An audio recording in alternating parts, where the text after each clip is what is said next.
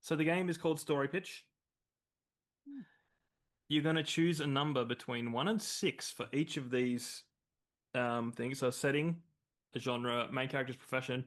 We say optional edition, but everyone just does it anyway. So it's like it's like throwing like a little bit of a spanner in the works. And then basically we're going to give you um what they are, what the number is, because me and Ryan have access to a graph.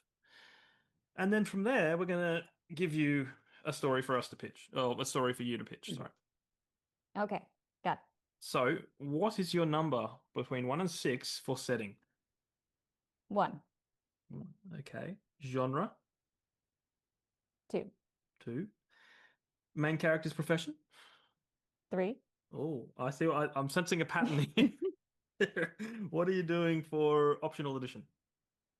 four. 4. Wow. Okay. This will Very be creative. easy. Very creative. Okay, this will be interesting. Okay, for setting, you are on a space station. Okay. And this is going to be a really hard genre for you to pitch a story Oh, oh for, my gosh. but the genre is sci-fi. Oh, go Didn't that figure. work out? Well, Okay, space station sci-fi, that's pretty good. yeah. Oh, Um, standard. okay, so your main character's profession is a serial killer on the run. Hmm. And your optional edition, which is something that must appear in the story, is Batman. All right. Batman, a serial killer on the run on a space station. Yeah. Now Batman's not the main character. We're gonna the Yeah, main he's He's got character just a, an yeah. is optional, he's an optional edition. he's just there. Okay, and so story pitch. So I just Yeah, just like a synopsis on like your worst nightmare, a back cover blurb almost. You know. maybe I should have picked the other one. All right, let's think. Did you say a serial killer on the run? Serial killer, he's on the run Okay. on a space station, All right. and Batman's there. How long do I have to think? Goodness, the It's, pressure. it's pre-recorded, so as much time as you want. 20 seconds. I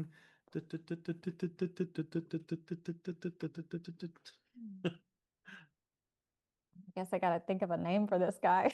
That's that's where I'm stuck right now. All right. I'm gonna call him Timothy. Timothy. Uh, Timothy has destroyed several asteroids with mining companies on them, and he has done this for financial reasons because he's in a competing mining Mhm. industry, and he wants to obviously become wealthy. But Batman does enter the picture now, and he is already wealthy, Yeah. and those were his asteroids. Okay. So he does try to kill the serial killer, and these books will start off with the battle of Batman versus Timothy, the rival asteroid belt mining company owners. And they're both going to eventually become friends. So this is enemies to friends. And then once they become friends, they'll both become serial killers and they'll kill other people's asteroid mining companies. Yeah, that's my pitch. Excellent. I'm sticking with it. I love it. I do. Timothy and Batman. I Oh, don't think I also can get Timothy yeah. Oh, Timothy probably has to kill Robin in order to take the best friend place. yeah. Like, since that So position is already occupied, he's going to have to add he's one more essentially murder. the Joker. Yeah, yeah, basically. I Uh, don't know if I like Batman becoming a serial killer because he does have a strict no killing But rule. people can change, yeah, I people mean, can Ryan, evolve over Ryan, time. And I mean, they both got so much in common. mm, They want to be rich and they want to be yeah, more rich yeah, and they want better toys, like better mining cars. And, mm, you know, Batman's got his Batmobile, but he needs a Bat spaceship, and that's a lot more expensive than a Bat car. yeah. So I feel like he would probably resort to other methods if he needed more expensive gadgets for space, which he would, obviously. Yeah. They cost a lot more to live in space than on Earth. Like Gotham City is just very, I Yeah. mean, you barely have to be rich at all compared to space. Yeah. And isn't there the killing joke where Batman kills? No, Batman doesn't kill. Doesn't The he? killing joke is where Joker shoot Batgirl in the back. Oh, okay. Wasn't there one where Batman says, I've had enough murder? Nope.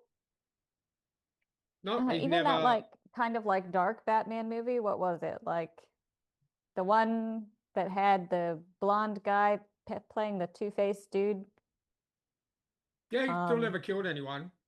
yeah, it was just dark, but he didn't kill anybody. Hmm. Yeah, no, he took the blame for Two-Face, Harvey Dent killing the people because he wanted Harvey Dent to be a symbol, and if people knew that it was Harvey Dent that killed the people, they wouldn't respect him and wouldn't sort Yeah. of go Yeah, along with so he still everything. So didn't kill people. Okay. He was just emo.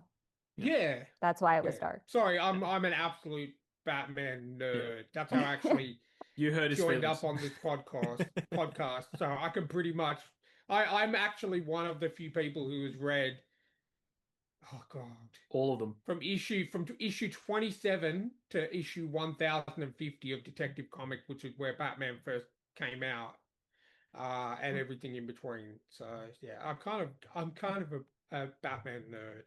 Hmm.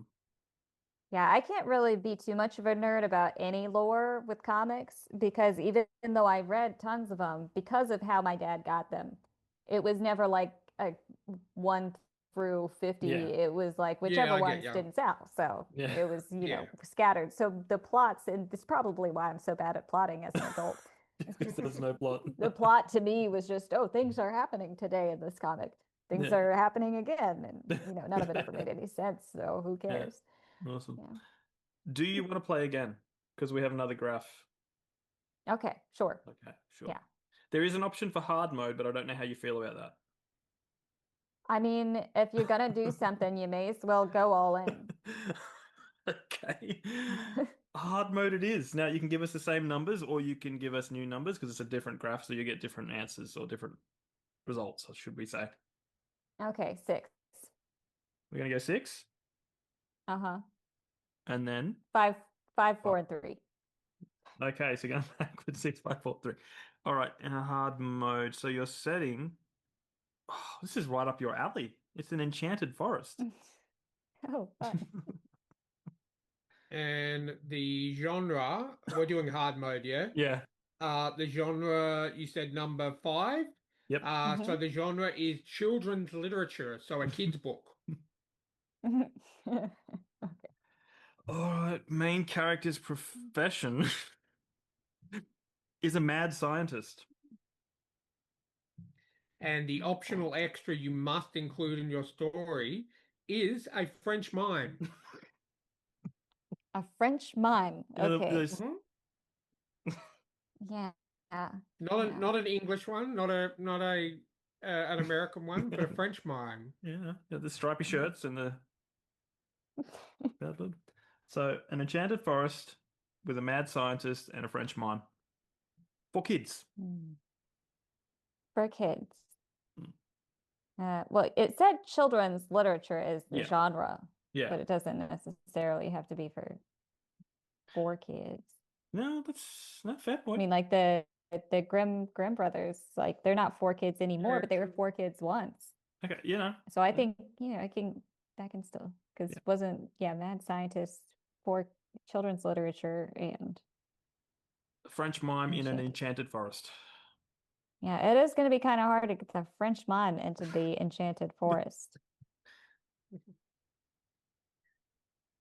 Hmm. Trying to think of what forests in France would even look like. The only place I've ever seen is the place with the dirty water. Well, I don't want to be too helpful, but you've got a mad scientist, so I'm assuming he could create a portal. Oh, that's not scientist, that's a sorcerer. Fine.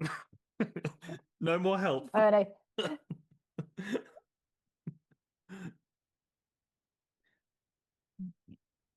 But I guess if the forest is enchanted, then it could transport people. Mm-hmm. All right, we're gonna have Timothy again. Okay. Timothy has left his spacefaring life and he has come back to France to get back to his roots since Batman abandoned him. And he is trying to just, stay occupied and not think about how terrible it is to have your friend abandon you. And he's, in town watching these mimes and other people. But this mime, as he's doing things, Timothy does think it looks a little bit suspicious, but he realizes this too late. The mime is actually a sorcerer, and he sends him to the Enchanted Forest as punishment for his crimes in space with Batman. The Enchanted Forest is enchanted in such a way that you can never sleep.